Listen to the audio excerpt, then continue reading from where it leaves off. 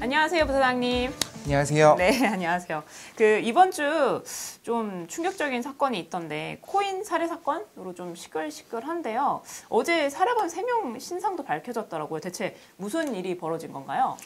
지금 일단 계속 조사가 이루어지는 부분이라서 저희가 어디까지 단언해서 말씀드리는 게 좀 어려울 수도 있는 부분이긴 한데, 일단 코인 사례라고 일단 명명이 돼서 언론에서 굉장히 많은 스포트라이트를 받고 있고, 3명의 용의자가 일단 붙잡혔고요. 그리고 이 3명에게 이번 사례를 지시했다라고 추정을 받는 부부도 지금 부부라고까지도 지금 나온 상태라 조사를 받고 있는데, 용의자가 몇 명까지 늘어날지는 아직까지는 확언하기 어려운데, 분명히 코인을 두고 여러 이해관계자들이 서로 암투를 벌이면서 살인까지 이어진 게 아닌가, 일단 그렇게 보시면 될 것 같습니다. 그럼 이게 지금 뭐 보도들이 많이 나오고는 있는데 좀 그래도 다시 한번 설명을 해주세요. 어떻게 하다가 이 피의자 3명이랑 피해자 사이가 틀어진 건가요? 일단 살인 사건이 공식적으로 이제 드러난 건 지난달 29일 날 강남 한복판에서 사실은 납치라는 게 사실 국민들이 되게 크게 충격을 받을 수밖에 없는 부분이잖아요. 강남구에서 어쨌든 CCTV가 이렇게 많은데 와중에 사람이 납치가 됐고, 또 하루 만에 시신이 발견될 정도로 충격적인 살인 사건으로 보도가 되면서 굉장히 관심이 많았는데, 또 이거에 단초가 된 게 코인이라는 사실까지 밝혀지면서 국민들이 정말 좋아할 수밖에 없는, 그러니까 대중이 정말 관심을 많이 가질 수밖에 없는 그런 상황까지 이어졌고, 일단 현재까지 조사가 이루어진 것들을 또는 용의자들의 진술을 일단 들은 것들을 내용을 좀 종합을 해보면 일단 살인이 있었고, 그 살인 과정에 코인이 있었던 것으로 보여지고요. 일단 처음에 용의자의 진술은 코인을 뺏기 위해서, 또는 저 사람의 코인이 되게 많기 때문에 살인을 통해서 코인을 획득하려 했던 것으로 첫 번째 진술이 나갔는데, 나중에 보니까 어떤 특정 코인을 두고 가해자도, 그러니까 용의자도 피해자도 다 이 코인과 직접적으로 연관이 있는 사람들이 있었고요. 또 하나는 이들 외에도 사실은 굉장히 이쪽 코인의 이해관계가 복잡한 그런 사람들이 많이 나오고 있어서 지금 일단 계속 조사가 이루어지고 있는 부분인데, 분명한 건 코인이 거래가 되는 와중에 서로 이 사람들끼리 이견이 생겼고, 또 코인 가격이 확 뛰다가 확 떨어지다가 누군가가 지금 뭐 배신을 당했다, 뭐 이런 이야기도 나오고, 또 코인 가격이 떨어졌으니까 살해까지 이어진 거 아니냐, 일단 그렇게 보는 분들이 많은 것 같습니다. 보니까 뭐 그런 얘기들도 있긴 하더라고요. 뭐 피해자가 뭐 원래는 홍보를 했었고, 뭐 다른 사람들은 뭐 투자를 했었는데 이게 뭐 폭락이 되니까 뭐 처음엔 사이가 좋았는데 소송을 하게 되면서 엄청나게 뭐 사이가 틀어졌다 이런 게 나오기는 하던데, 그거에 대한 또 자세한 얘기들은 또 정확한 건 아니네요. 뉴스가 계속 매일 매시간 반복적으로 나오고 있어서 지금도 일단은 정확하게 드러난 건 없는 것 같아요. 분명 어제까지의 상황은 일단은 사례를 주도한 이들이 코인을 획득하기 위해서 그런 것 아니냐라는 얘기를 출발했다가 특정 부부가 피해자가 코인으로 손해를 많이 보고, 또는 코인 원래 함께 마케팅을 하던 사람인데 이가 어쨌든 손실을 봐서 피해자들을 모아서 소송을 하고 코인 발행사와 코인을 운영하는 사람들에 대한 법적 공방이 진행될 것 같으니까 그냥 빨리 살해해서 흔적을 지우려고 하는 것 아니냐라는 이야기까지 갔다가, 오늘 또 아침에 나온 뉴스를 보면 피해자도 사실은 코인 시세 조작의 몸통이고, 또 피해자도 마찬가지로 다른 코인과도 또 시세 조작에 많이 개입이 돼서 많은 피해자를 양산한, 어찌 보면 이 사람도 가해자일 수도 있다, 이런 같은 보도가 나오고 있는 걸로 보아서 아직 분명히 이 사건에 대한 저희가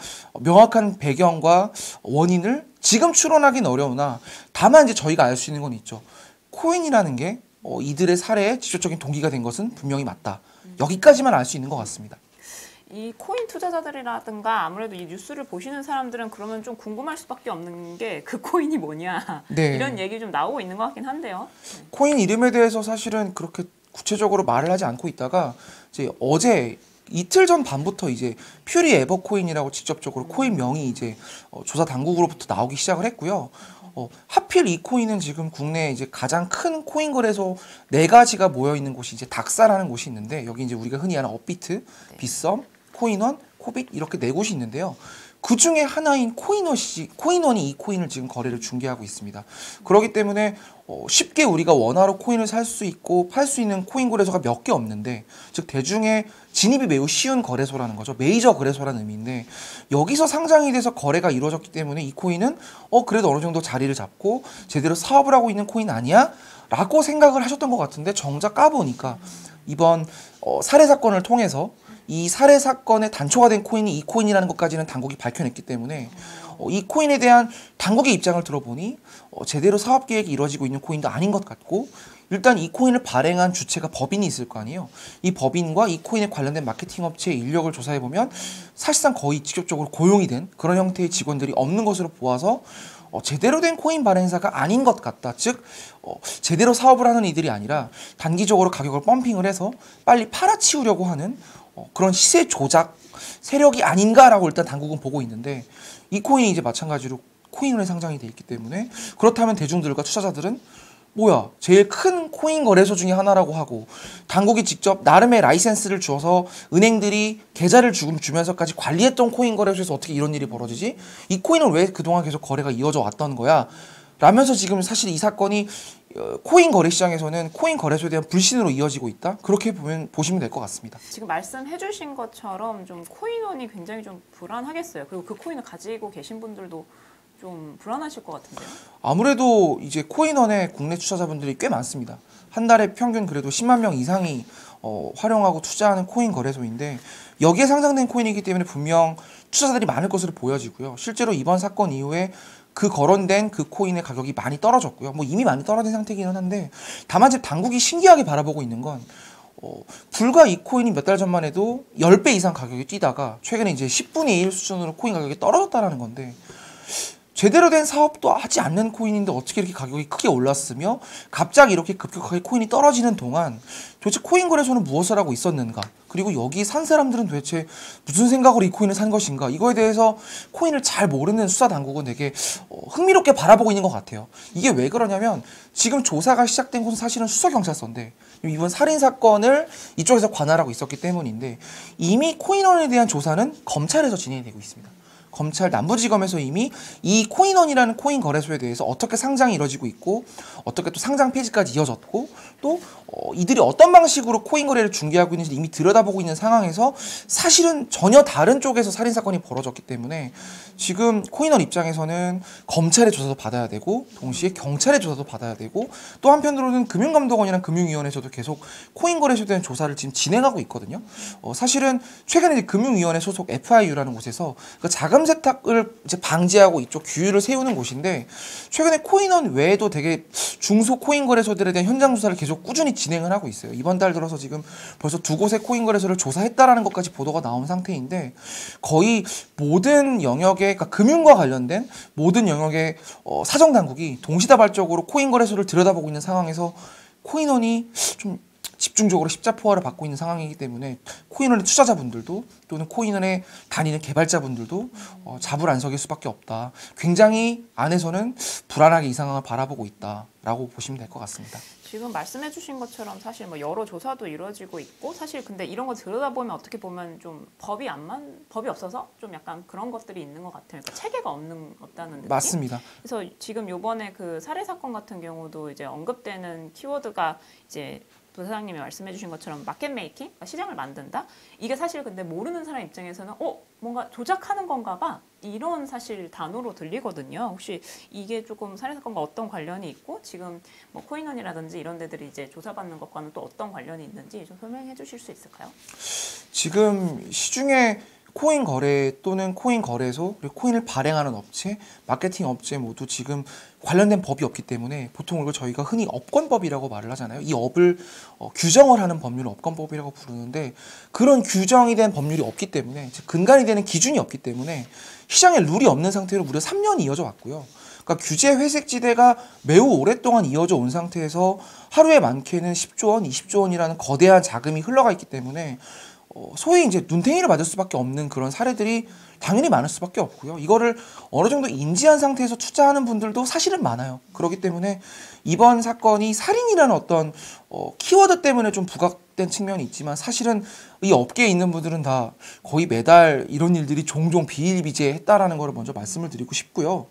코인원이 지금 사실은 이 동종 업계에서도 여론이 좋지 않은 이유는 앞서 말씀드렸던 것처럼 룰이 없기 때문에 코인 거래소들이 자의적으로 상장을 하고 자의적으로 상장 폐지를 하고 또 자의적으로 이 코인은 나쁜 코인이라고 꼬리표를 달아도 경쟁사들이 이거에 대해서 마땅히 스스로를 견제하고 단죄할 수 있는 기준이 없습니다. 위에서 이걸 쳐다보는 사람도 없고요. 다만 작년 3월에 이제 특근법이라고 해서 나름 이제 관련 기준이 되는 첫 번째 단추가 껴졌는데 이것도 결국은 자금 세탁을 방지하는 쪽으로 좀 무게추가 쏠려 있어요. 그래서 업을 규정한다기보다는 일단은 코인을 갖고 탈세를 하거나 또 사실은 유동성 버블인 시기에 주식이나 아파트 같은 데 비투하는 분들 많았잖아요. 또 상속하는 분들도 많았기 때문에 당국 입장에서는 최소한의 상속이나 비투나 횡령이나 또는 뭐 테러 자금 또 북한으로의 송금 이런 것들을 막는 차원에서의 국제적인 공조 느슨한 규제만 했지 업을 규정하지는 않은 상태고 그러기 때문에 마지막까지 시세 조작 세력들이 활기를 치고 있는 상황이다. 그래서 지금도 사실 이 시간에도 여전히 이런 일들은 지금도 벌어지고 있고요. 그래서 코인원은 나름 메이저 코인 거래소고 대형 거래소지만 사실 이들 사이에서도 느슨한 연대만 있을 뿐 서로가 서로를 경쟁 상대로 생각하고 있기 때문에 규정이 없는 상태에서 거래량이 나올 것 같으면 정확한 사업 계획이나 목표가 없어도 일단 상장하고 보는 그런 사례도 있었고 지금 마켓 메이킹에 대해서도 말씀을 주셨는데 그러니까 이게 마켓 메이킹이라는 게 자본시장법에 이미 규정이 되어 있습니다. 시장 조성 행위라고 해서 사실 모르는 분들도 많은데 증권사에서 보통 우리가 주식 투자를 할 때 거래량이 많이 나오지 않는 종목들의 그 매수 매도 우리가 그 거래를 할 때 책정하는 그 단가들이 있잖아요. 그런 것들을 유동성을 증권사가 임의로 부여하는 경우가 있습니다. 그러니까 실제로는 이 가격에 사려고 내놓은 것도 아니고 팔려고 내놓은 것도 아닌데 급격하게 가격이 빠지거나 급격하게 몰리거나 또는 급격하게 그 시세를 혼동하거나 조작하려고 하는 세력들이 들어올 때 그걸 임의로 차단하려고 증권사들이 개입하는 경우가 있거든요. 그러니까 이거는 증권사가 임의로 돈을 뭐 빼돌리거나 아니면 뭐 이익을 얻으려고 하는 행위가 아니라 투자자 보호 측면에서 개입하는 행위인데 이거는 자본시장법에 이미 규정이 되어 있는 겁니다. 근데 코인도 마찬가지인 게 코인 거래하실 때 사실 증권사 주식 투자랑 비슷하잖아요.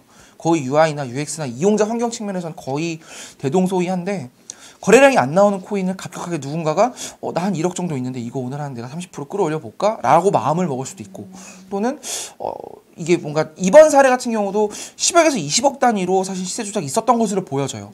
왜냐면 지금 거론되고 있는 코인 거래소에서 거래량이 나오지 않는 것들의 일간 거래량이 5억에서 10억 사이가 굉장히 많기 때문에 그런 경우는 20억 정도만 태우면 그러니까 20억 정도만 투입을 하면 뭐 50% 100% 만드는 건 일도 아니다라는 얘기를 하시더라고요, 주변에서. 그렇기 때문에 이번 건 같은 경우도 이런 시세 조작 세력들이 개입을 했고 쉽게 가격을 움직일 수 있는 상황인 건 맞지만 또 대형 거래소에서는 의도적으로 이거를 코인을 자신들이 갖고 있는 코인을 통해서 매수 매도 계약을 스스로 체결을 해서 일정 수준의 가격을 만들어서 투자자를 보호하려고 하는 행위 이런 것까지도 마켓 메이킹의 일환으로 보고 있기 때문에 다만 지금 제가 말씀드린 이 모든 것들은 법이 없습니다. 기준이 없고 증권법에도 자본시장법에도 규율이 없기 때문에 이거를 모두 다 이거 그러면 횡령 아니야? 사기야? 혹시 이 과정에서 코인 거래소가 코인을 받아서 너희들이 혹시 따로 갖거나 챙긴 거는 없어? 이거에 대한 사실은 이런 일이 없었다고 말하기는 어려울 것 같아요.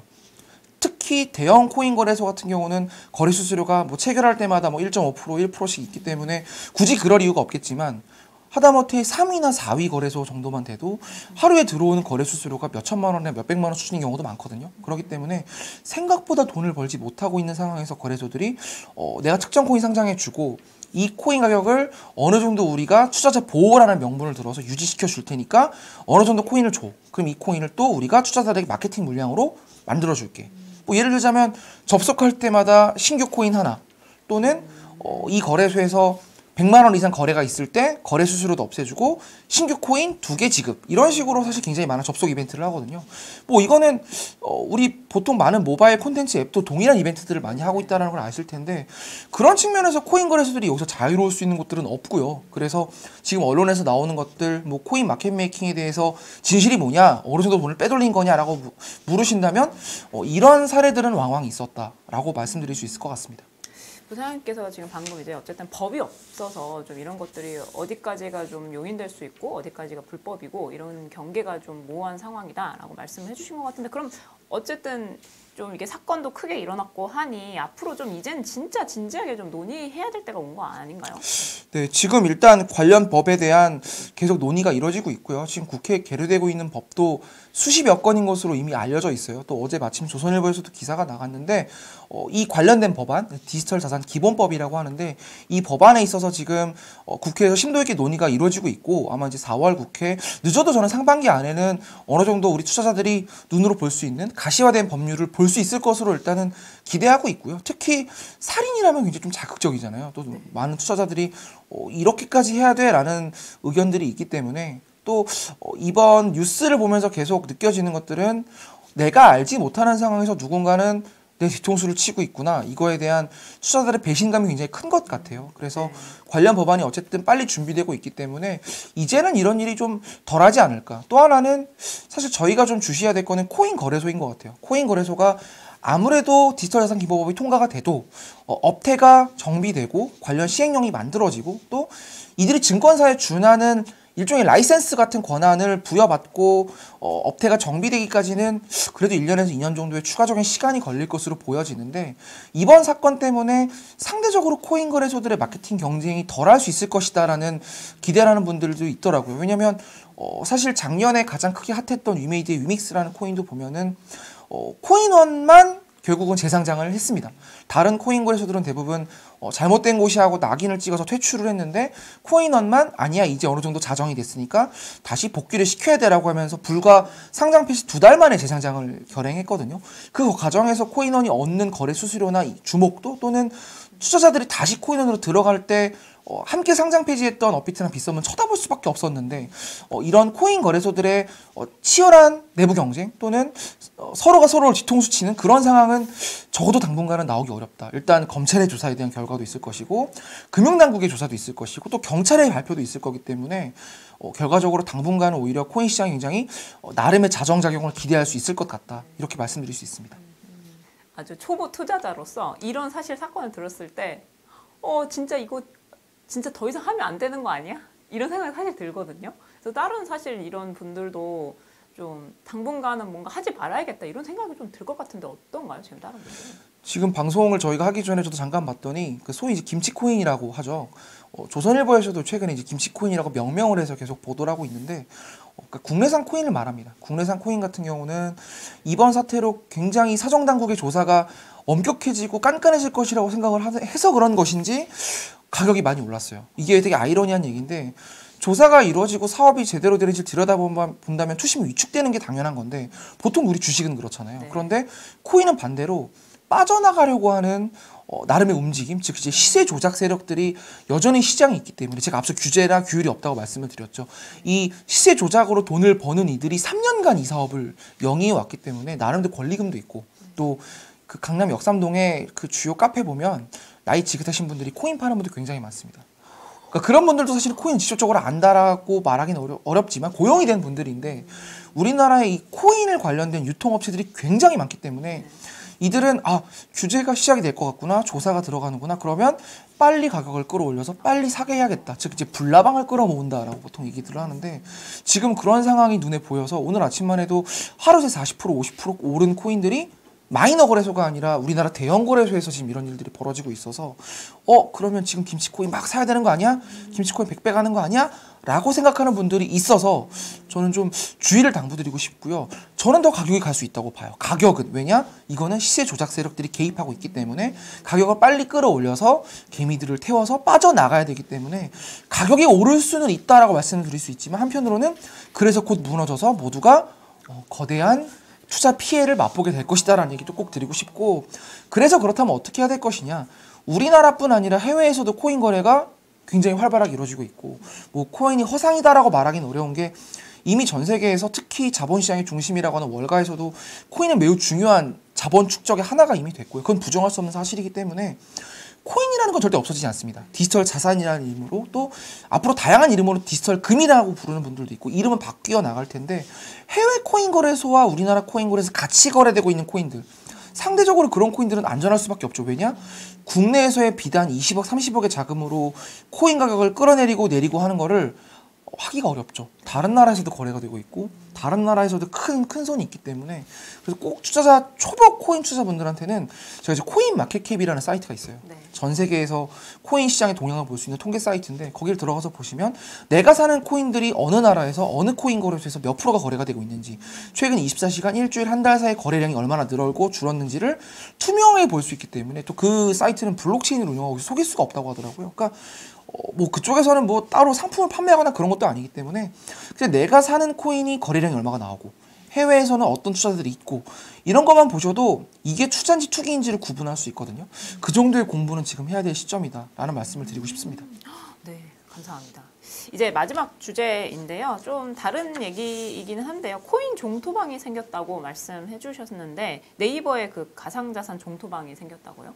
네, 이게 사실은 앞선 주제들이 좀 부정적인 주제들인데 이제 뒤에 나오는 이번 코인 종토방 이슈는 사실은 굉장히 좀 재밌게 보는 것 같아요. 왜냐면 저도 매우 신선했던 게 일단 네이버는 우리나라에서 제일 큰 포털 사이트고 모바일 앱 이용자가 한 달에 4천만 명이 나올 정도로 굉장히 큰 곳인데 저희가 주식하다 보면 종목 토론방 들어가는 분들 많잖아요. 그러니까 이게 뭐 정보를 얻기 위해서라기보다는 일종의 뭐 유대감, 내가 투자한 주식이 안전한 것인지 함께 투자한 분들이 어떤 마음을 갖고 있는지를 보기 위해서 들어가는 분들도 많은데 코인도 마찬가지로 그런 게 생겼습니다. 네이버 안에 생겼고 특히 네이버 금융 페이지 안에 생겼는데 PC에는 없고요. 모바일로 들어가시면 볼 수 있습니다. 모바일 네이버 증권이나 네이버 금융 검색하시면 그 사이트 있잖아요. 거기 안에서 바로 눈에 띄는데 증권, 금융, 가상자산 이렇게 딱 떠 있는데 여기를 들어가면 이제 개인 투자자의 의견을 이제 가감하게 개진할 수도 있고 또 코인들이 어떻게 움직이고 있는지 또는 커뮤니티가 어떻게 운영되고 있는지도 함께 다 볼 수 있기 때문에 일단은 코인 커뮤니티에 활기를 불어넣을 수 있을 것으로 기대하는 분들이 많고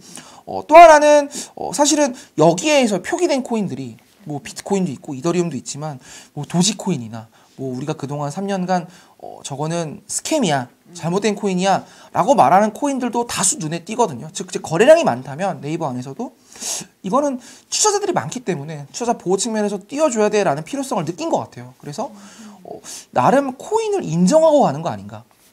그동안은 사실은 스캠이라고 불렀던 코인들까지도 네이버가 이렇게 띄워주는 걸 보면서는 이제는 코인이 가상자산이 됐고 가상자산의 가상을 떼고 지금 디지털 자산으로 나아가는 중인데 정말 디지털 자산의 하나로서 나름 우리나라에서 제일 큰 인터넷 사이트가 인정을 했다라는 측면에서 굉장히 또 나름 큰 의미가 있고 이걸 보시면 사실은 투자자분들도 도움이 되는 게 그 속보 전문 커뮤니티 코인리스라는 곳이 있습니다. 이게 그 전 세계에 있는 코인 외신들을 나름 이렇게 알고리즘으로 빠르게 돌려서 번역을 해서 요즘 뭐 딥앱, 팝하고 뭐 여러 번역 앱들이 있잖아요. 써서 이제 바로바로 속보창으로 한 줄 한 줄 띄워주는 것 같은데 이걸 보시면 미국에서 간밤에 또 유럽에서 있었던 코인 이슈들을 짤막짤막하게 속보로 볼 수 있어요. 근데 국내 언론사도 아무래도 느리잖아요. 또 국내 언론사에서는 사실은 다른 레거시 미디어 안에서도 매크로 흐름이나 아니면 좀 거대한 금융 이슈들을 빠르게 번역을 해주지 코인 이슈는 조금 느린 경우가 있어서 투자자분들이 국내 언론사에서는 코인 이슈를 보기가 어려워라고 말하는 분들도 많은데 이번에 네이버에서 이런 것들을 만드는 거 보면서 저는 투자할 수 있는 허들이 한 단계 낮아진 계기가 됐다. 그리고 또 하나 말씀드리고 싶은 거는 저희가 불과 2, 3년 전만 해도 구글이라든지 아니면 트위터라든지 미국에 있는 큰 빅테크에서도 코인을 다루는 콘텐츠에 대해서 굉장히 좀 엄하게 규율을 했던 것 같아요. 또 미국 안에서도 SEC도 있고 CFTC도 있고 코인을 관리하는 당국 안에서도 서로 이게 내 거야 이게 저게 내 거야 하면서 삿바싸움을 하고 있는 중이라 기업들도 좀 당국의 눈치를 봐서 코인에 대한 콘텐츠를 올리는 거 좀 주저해야 했는데 네이버가 이렇게 신선한 시도를 했다라는 점에서 저는 국내 기업들이 좀 앞서가려고 노력하고 있구나. 그러니까 이런 것들은 분명 기업 사이드 안에서도 긍정적인 흐름이다. 그런 말씀도 좀 드리고 싶고요. 앞서 말씀드렸던 것처럼 디지털 자산 기본법이 준비되고 있잖아요. 그러니까 업계에서는 분명히 이런 안 좋은 사건이 있고 부정적인 노이즈가 나옴에도 대중화 기대감이 좀 무르익고 있는 건 분명한 것 같아요. 특히 지난달 28일 날 일단 법안 심사 소위를 열었다고 해요. 국회 정무위에서. 그래서 살해 이슈까지 불거졌기 때문에 더는 묵과할 수 없다라는 여론이 지금 팽배하기 때문에 이번 기회에 좀 적극적으로 우리 정치권에서도 좀 속도를 내서 빠르게 진행이 됐으면 좋겠고 또 글로벌 뉴스 쪽으로 우리 그 테라 루나가 지금 굉장히 또 핫하잖아요. 우리나라로 갈 것인지, 우리나라를 거쳐서 미국으로 갈 것인지, 전 세계에서 굉장히 초미의 관심사인데, 여러 노이즈들은 있지만, 결과적으로는 대중화를 위해서 나아가는 성장통이다. 지금은 그런 어떤 허들을 넘는 과정이다라고 투자자분들도 이해하셨으면 좋겠습니다. 부사장님도 거기 들어가 보셨죠? 네, 들어갔습니다. 어떠세요? 매우 재밌었던 게, 네이버에서 보니까 재밌더라고요. 왜냐면 다른 사이트나 뭐 텔레그램이나 보통 저희가 그런 채널에서 많이 보는데 광고가 많이 뜹니다. 그리고 정제돼 있지 않은 것들도 굉장히 많고요. 특히 네이버는 그런 사이트를 굉장히 깔끔하고 정제해서 운영을 하고 있잖아요. AI로 돌린다고 하더라고요. 그래도 물어보니까. 그러니까 좀 클린하게 정제된 것들을 보고 싶은데 그런 것들을 코인은 기대하기가 좀 어려웠던 것 같아요. 지난 3년은. 근데 이런 것들을 네이버에서 또 주식과 금융을 옆에다 나란히 두고 보니까 정말 디지털 자산 시대가 머지않은 게 아니라 이미 왔구나 이런 생각도 들더라고요. 알겠습니다. 오늘은 여기까지 하겠고요. 이제 부사장님 마무리 한 줄 평 부탁드리겠습니다. 네, 코인에 대한 안 좋은 뉴스가 굉장히 많지만 대중화의 물꼬는 이미 시작이 됐고 이미 전 대중화됐다고 보고 있고요. 그래서 그래도 여전히 우리 자산 중에 자산이 이제 된 거잖아요. 그동안은 자산이 아니었다가 투기였다가 이제는 자산으로 들어왔지만 가장 위험한 자산이다라는 거는 분명한 사실이니까 그걸 좀 염두에 두고 포트폴리오를 짜시면 도움이 되지 않을까 싶습니다.